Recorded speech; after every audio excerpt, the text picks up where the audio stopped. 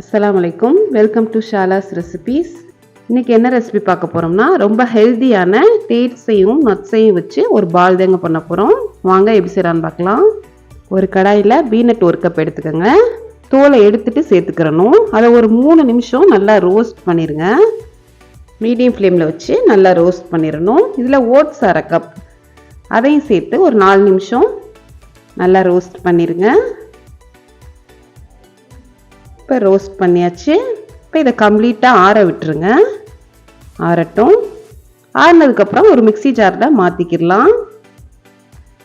இதில் 1 cup dates அதோடைய சீடை எடுத்துட்டு டேட்ஸ் சேர்த்துக்கோங்க. கோகோனட் ஆயில் 2 டேபிள் ஸ்பூன் நல்லா வாசமாக இருக்கிறதுக்காக அதையும் சேர்த்துக்கோங்க. இப்போ இதை ஒரு பவுலில் மாற்றிக்கோங்க. நான் 2 பேட்சாக அரைச்சிருக்கேங்க. இப்போ இதை நம்ம பாலாக உருட்டிடலாம். ரொம்ப ஹெல்த்தியான ரெசிபிங்க இது. சேர்த்துருக்குது வெறும் 4 இன்க்ரீடியன்ஸ் தான்.